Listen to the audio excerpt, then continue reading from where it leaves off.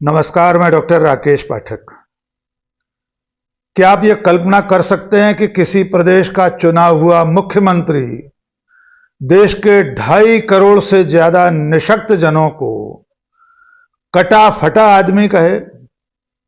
क्या आप ये कल्पना कर सकते हैं कि देश के प्रधानमंत्री नरेंद्र मोदी जिन निशक्त जनों को दिव्यांग कहते हैं, जिन्हें वे दिव्य शक्तियों से विभूषित बताते हैं, ऐसे निशक्त जनों को, ऐसे दिव्यांग जनों को कोई मुख्यमंत्री कटा फटा आदमी कहकर समाज की मुख्य धारा से खारिज करने की बात कहे?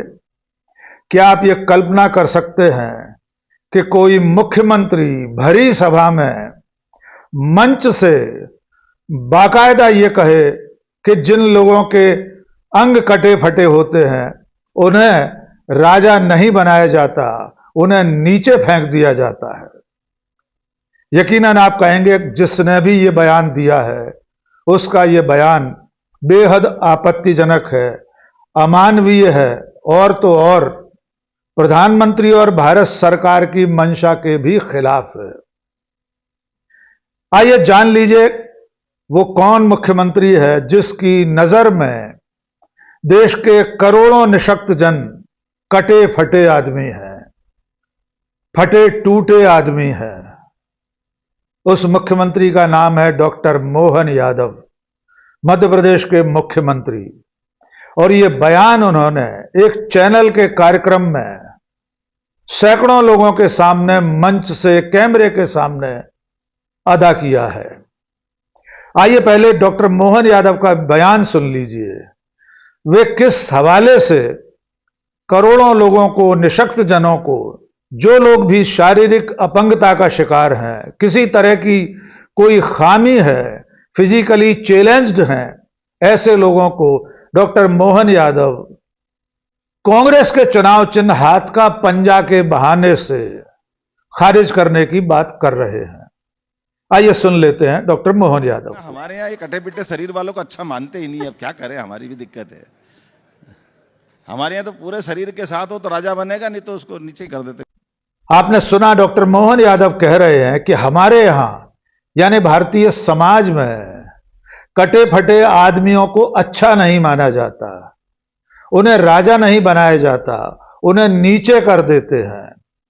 इसके साथ साथ वे ये भी बता रहे हैं कि अगर भगवान की मूर्ति खंडित हो जाए तो उसे विसर्जित कर दिया जाता है। बात चल रही थी कांग्रेस पार्टी की और कांग्रेस के चुनाव चिन्ह हाथ का पंजा की। आपने देखा कि एंकर ने उन्हें रोकने टोकने की भी कोशिश की कि वो कटा हुआ हाथ नहीं कहला सकता, वो हाथ का पंजा है। लेकिन डॉक्टर मोहन यादव अपनी बात पर डटे रहे। उनके मुताबिक हाथ का पंजा एक कटा हुआ अंग है, इसलिए उसे अच्छा नहीं माना जाता और इसी कारण से कांग्रेस विसर्जित हो रही है। सबसे पहली बात तो यह है कि डॉक्टर मोहन यादव अपने ही नेता, देश के प्रधानमंत्री नरेंद्र मोदी की भावनाओं के अनुरूप जो दिव्यांग नाम दिया गया था उसे खारिज कर रहे हैं। इसके अलावा बाकायदा भारत सरकार ने अधिनियम बनाकर विकलांग जनों को दिव्यांग जन लिखना और कहने का नियम बनाया है। 2015 में, 27 दिसंबर 2015 में प्रधानमंत्री नरेंद्र मोदी ने रेडियो पर अपने मन की बात में इस तरह की भावनाएं व्यक्त की थी कि जिन लोगों को शारीरिक अक्षमता के चलते, किसी भी तरह की शारीरिक निशक्तता के चलते कई बार दुर्घटनाओं का शिकार होकर जिन व्यक्तियों के किसी अंग ने काम करना बंद कर दिया होता है, ऐसे लोगों को विकलांग कहा जाता है। नरेंद्र मोदी ने कहा था उन्हें यह शब्द उचित नहीं लगता। इसकी जगह उन्होंने दिव्यांग शब्द के प्रयोग पर जोर दिया था। प्रधानमंत्री का कहना यह था कि ऐसे लोग जो फिजिकली चैलेंज्ड हैं, जिन्हें किसी भी तरह की शारीरिक अक्षमता का शिकार होना पड़ा है, चाहे प्राकृतिक रूप से या किसी दुर्घटना के कारण, ऐसे लोगों में एक विशेष दिव्य शक्ति भी होती है। इसलिए वे चाहते हैं कि इस तरह के निशक्त जनों को विकलांग न कहकर दिव्यांग कहा जाए। आइए सुन लेते हैं प्रधानमंत्री नरेंद्र मोदी ने मन की बात में उस वक्त क्या कहा। कभी कभी समाज में इस प्रकार के किसी व्यक्ति से मिलने का अवसर आता है तो हमारे मन में ढेर सारे विचार आते हैं। हमारी सोच के अनुसार हम उसे देखने का अपना नजरिया भी व्यक्त करते हैं। कई लोग होते हैं जो हादसे के शिकार होने के कारण अपना कई अंग गंवा देते हैं। कुछ लोग होते हैं कि जन्मजात ही कोई क्षति रह जाती है।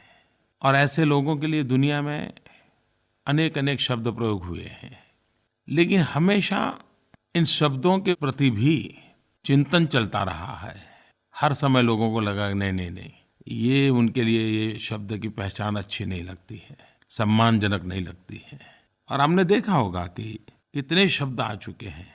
कभी हैंडीकैप शब्द सुनते थे, तो कभी डिसेबल शब्द सुनते थे, तो कभी स्पेशली एबल पर्सन, अनेक शब्द आते रहते हैं। ये बात सही है कि शब्दों का भी अपना एक महत्व होता है। तो उस समय मेरे मन में विचार आया था कि परमात्मा ने जिसको शरीर में कोई कमी दी है, कोई क्षति दी है, एक आध अंग ठीक से काम नहीं कर रहा है, हम उसे विकलांग कहते हैं और विकलांग के रूप में जानते हैं। लेकिन कभी कभी उनके परिचय में आते हैं तो पता चलता है कि हमें आंखों से उसकी एक कमी दिखती है, लेकिन ईश्वर ने उसको कोई एक्स्ट्रा पावर दिया होता है। एक अलग शक्ति का उसके अंदर परमात्मा ने निरूपण किया होता है, जो अपनी आंखों से हम नहीं देख पाते, लेकिन जब उसे देखते हैं, काम करते हैं उस अपने काबिलियत की ओर, तो ध्यान जाता है, अरे वाह, ये कैसे करता है। तो फिर मेरे मन में विचार आया कि आंख से तो हमें लगता है कि शायद वो विकलांग है, लेकिन अनुभव से लगता है कि उसके पास कोई एक्स्ट्रा पावर, अतिरिक्त शक्ति है। और तब जाकर के मेरे मन में विचार आया, क्यों न हम हमारे देश में विकलांग की जगह पर दिव्यांग शब्द का उपयोग करें। ये वो लोग हैं जिनके पास वो ऐसा एक अंग है या एक से अधिक ऐसे अंग हैं जिसमें दिव्यता है, दिव्य शक्ति का संचार है, जो हम सामान्य शरीर वालों के पास नहीं है। मुझे ये शब्द बहुत अच्छा लग रहा है। क्या मेरे देशवासी, हम आदतन विकलांग की जगह पर दिव्यांग शब्द को प्रचलित कर सकते हैं क्या? मैं आशा करता हूं कि इस बात को आप आगे बढ़ाएंगे। और इसके बाद भारत सरकार ने प्रधानमंत्री की मंशा के अनुरूप बाकायदा अधिनियम में संशोधन किया और दिव्यांग जन अधिनियम 2016 पारित हुआ। अप्रैल 2017 से यह लागू हो चुका है। इसमें 21 तरह की विकलांगता को, निशक्तता को सूचीबद्ध किया गया है और ऐसे लोग भविष्य में दिव्यांग कहे जाएंगे। इसका प्रावधान बाकायदा भारत सरकार ने अधिनियम पारित करके कर दिया है। इस दिव्यांगजन अधिकार अधिनियम के जरिए 1995 के अधिनियम को प्रतिस्थापित कर दिया गया है, यानी उसे रिप्लेस करके अब इस नए अधिनियम को लागू किया जा चुका है। 3 दिसंबर पूरी दुनिया में दिव्यांगजन दिवस के रूप में मनाया जाता है। जहां तक भारत का सवाल है, हमारे देश में 2011 की जनगणना के मुताबिक कुल आबादी में से 2.21% लोग दिव्यांग हैं, यानी कुल आबादी में से 2,61,00,000 लोग दिव्यांग के रूप में गिने जा चुके हैं। और इन 2.5 करोड़ से ज्यादा लोगों को डॉक्टर मोहन यादव कटे फटे आदमी के रूप में संबोधित कर रहे हैं। वे उनको मनुष्य के रूप में ही खारिज कर रहे हैं। वे कह रहे हैं कि हमारे समाज में ऐसे लोगों को अच्छा नहीं माना जाता और भगवान की मूर्तियों के हवाले से वे विसर्जन तक की बात कर रहे हैं। अब आइए मोहन यादव के उस तर्क की भी पड़ताल कर देते हैं, जिसमें वे कह रहे हैं कि हाथ का पंजा कटा हुआ हाथ है। वे ये मानने को तैयार नहीं है कि हाथ के पंजे को कटा हुआ हाथ नहीं कहा जा सकता। लेकिन अगर उनके इसी तर्क की पड़ताल की जाए तो क्या देश भर में जितनी महापुरुषों की ऐसी मूर्तियां हैं जिसमें या तो उनके अकेले सिर लगे हैं या धड़ तक उनकी मूर्तियां स्थापित हैं, क्या उन्हें कटा हुआ सिर कहा जाएगा? क्या भविष्य में महापुरुषों की ऐसी मूर्तियों को आधा धड़ कहा जाएगा? क्या यह कहा जाएगा कि फलां स्थान पर गांधी जी की या सावरकर की या नेहरू की या किसी भी महापुरुष की जो मूर्ति है कटा हुआ सिर माना जाएगा?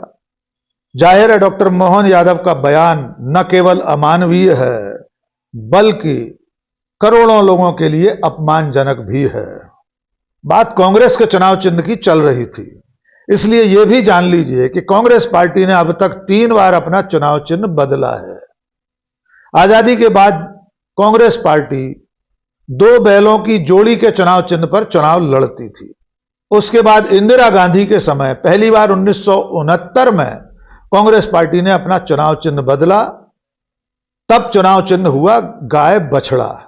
और उसके बाद 1980 में तीसरी और अंतिम बार कांग्रेस पार्टी ने अपना चुनाव चिन्ह बदला था। तब से लेकर आज तक हाथ का पंजा कांग्रेस पार्टी का चुनाव चिन्ह है। लेकिन फिर लौटते हैं एक बार विकलांग जनों पर, निशक्त जनों पर, दिव्यांग जनों पर। दरअसल अंग्रेजी में इस तरह के दिव्यांग जनों को फिजिकली चैलेंज्ड कहा जाता है, लेकिन यह शब्द भी बहुत बाद का है। शुरुआत में ऐसे लोगों को जो किसी भी तरह की शारीरिक निशक्तता का, अशक्तता का शिकार होते थे, उन्हें हैंडीकैप्ड कहा जाता था, हैंडीकैप कहा जाता था। इसके पीछे भी एक दिलचस्प और रोचक कहानी है। दरअसल में 15वीं और 16वीं शताब्दी में जो लोग युद्धों के दौरान घायल होकर लौटते थे, उसके बाद वे कोई और काम करने में असमर्थ हो जाते थे। तब ऐसे लोग सड़कों पर कैप लेकर, टोपी हाथ में लेकर भीख मांगते थे या लोगों से सहायता मांगते थे। तब उनके लिए एक शब्द प्रचलन में आया था, कैप इन हैंड। लेकिन तत्कालीन ब्रिटिश सम्राट हेनरी सप्तम ने उनके इस काम को, यानी लोगों से कैप लेकर सहायता मांगने को, लीगल करार दे दिया था, उसे वैधता प्रदान कर दी थी। वही शब्द जो कैप इन हैंड था, आगे चलकर बदलकर हैंडीकैप हो गया। सदियों तक ऐसे लोगों को हैंडीकैप कहा जाता रहा। लेकिन 1980 में अमेरिका की डेमोक्रेटिक नेशनल कमेटी ने एक प्रस्ताव पारित किया, एक सुझाव दिया कि इस तरह के निशक्त जनों को डिफरेंटली एबल्ड कहा जाए, यानी अलग तरह से सक्षम व्यक्ति माना जाए। इन लोगों को अक्षम न माना जाए, ऐसा माना जाए कि बाकी लोगों से ये लोग कुछ अलग तरह से सक्षमता रखते हैं, उनकी काबिलियत कुछ अलग है। उसके बाद से डिफरेंटली एबल्ड शब्द का भी इस्तेमाल होने लगा। संयुक्त राष्ट्र संघ ने 1992 में 3 दिसंबर को अंतर्राष्ट्रीय निशक्त जन दिवस घोषित किया। तब से लेकर अब तक हर साल 3 दिसंबर को पूरी दुनिया इसे इसी रूप में मनाती है। हमारे देश में भी सन 2012 में सामाजिक न्याय और अधिकारिता मंत्रालय में अलग से एक विभाग है जो इस तरह के दिव्यांगजनों के मामलों को देखता है। 2016 में उस विभाग का नाम भी दिव्यांगजन सशक्तिकरण विभाग कर दिया गया है। ऐसे में डॉक्टर मोहन यादव का बयान कितना आपत्तिजनक है, इसका अंदाजा आप खुद लगा सकते हैं। जब देश के प्रधानमंत्री इस तरह के लोगों को, शारीरिक रूप से निशक्त जनों को दिव्यांगजन कहते हो, देश का कानून उन्हें दिव्यांगजन कहता हो, पूरी दुनिया में उन्हें डिफरेंटली एबल्ड कहा जाता हो, तब एक प्रदेश का चुना हुआ मुख्यमंत्री उन्हें समाज की मुख्य धारा से खारिज करने की बात करता हो, तो ये बेहद अमानवीय और अपमानजनक है। और एक सबसे जरूरी बात डॉक्टर मोहन यादव कह रहे हैं कि इस तरह के कटे फटे लोगों को न केवल अच्छा नहीं माना जाता, बल्कि उन्हें राजा भी नहीं बनाया जाता, उन्हें नीचे कर दिया जाता है। तो मोहन यादव जी, अच्छी तरह जान और समझ लीजिए कि इस देश के कानून में सिर्फ मानसिक रूप से अस्वस्थ व्यक्ति को किसी भी पद पर पहुंचने की ममानियत है, मनाही है। कोई व्यक्ति अगर मानसिक रूप से स्वस्थ नहीं है तो वो चुनाव नहीं लड़ सकता। इसके अलावा हर व्यक्ति, चाहे उसका एक हाथ कटा हो, चाहे वो पैरों से निशक्त हो, चाहे और कोई उसकी विकलांगता हो, ऐसा हर व्यक्ति चुनाव लड़ सकता है, विधायक बन सकता है, सांसद बन सकता है, मंत्री, मुख्यमंत्री और प्रधानमंत्री भी बन सकता है। यद्यपि आज की तारीख में इस देश में कोई राजा नहीं होता, हर व्यक्ति, हर जनप्रतिनिधि जनता का सेवक है। तो डॉक्टर मोहन यादव जी, अगली बार अगर आप निशक्त जनों के बारे में कोई बात करें, किसी शब्द का प्रयोग करें, तो याद रखिए ऐसे लोगों को कटाफटा कहना अमानवीय है, कानून के खिलाफ भी है। आज के इस वीडियो में बस इतना ही। बहुत बहुत शुक्रिया। जय हिंद।